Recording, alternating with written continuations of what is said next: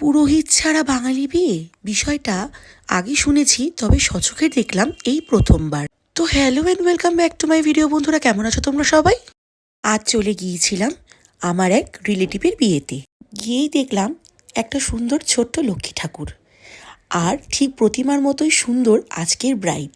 আজকের এই অনুষ্ঠানে ছিল না কোনো বিয়ের গতানুগতিক নিয়ম, ছিল না পুরোহিত, ছিল না মন্ত্র। আসলে দুটো মানুষের এক হতে এই সবই যে তুচ্ছ, আজ তারা প্রমাণ করে দিল। সেখানে সাক্ষী রইল শুধু তাদের ভালোবাসা। আর এই সব দেখতে দেখতেই চলে এলো গন্ধরাজ চিকেন।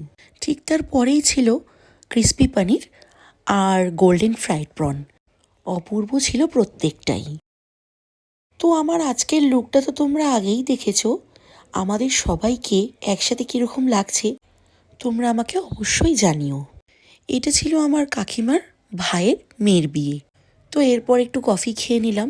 এবার চলো তোমাদের সাথে আজকে ডিনারের মেনুটা শেয়ার করে নিই।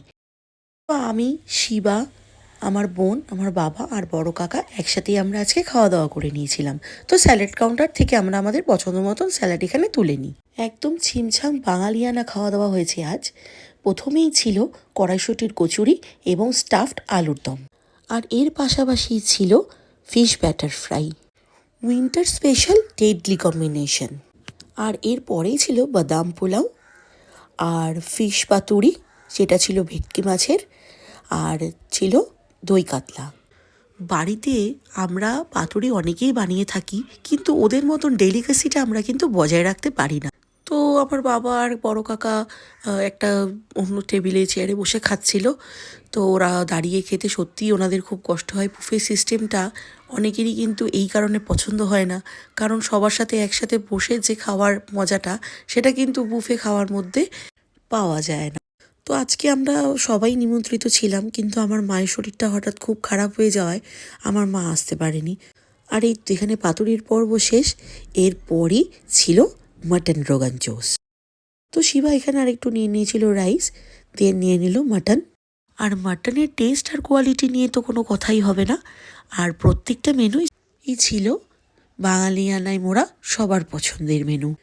ঠিক তারপরেই ছিল ফ্রুট চাটনি, পাঁপড়, গোলাপ জামুন, আর ছিল মাখা সন্দেশ। তো এইটাও খুব ভালো ছিল। আর এখানে আমি আর শিবা একটাই প্লেটে শেয়ার করে নিয়েছিলাম, আমি আর আলাদা করে নিইনি। তো এই মাখা সন্দেশটাও খুব ভালো ছিল। তারপর ছিল আইসক্রিম।